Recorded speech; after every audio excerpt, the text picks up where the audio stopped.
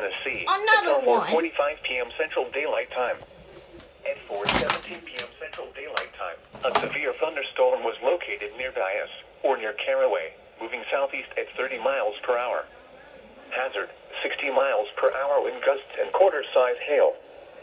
Source, radar indicated. Impact, hail damage to Another vehicles one is for expected. me.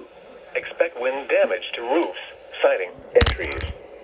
Locations impacted include Osceola, Lepanto, Caraway, Wilson, Kaiser, Fort Pillow State Park, Joyner, Dias, Bassett, Marie, Fulton, Itala, Victoria, Three-Way, West Ridge, Eastview, Lenny, Evadale, Driver, and Grider. For your protection, move to an interior room on the lowest floor of a building.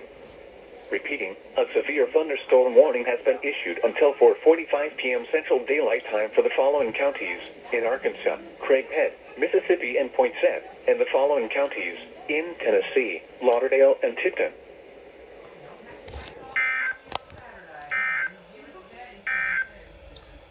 The National Weather Service in Memphis has issued a severe thunderstorm warning for southwestern Poinsett County in eastern Arkansas.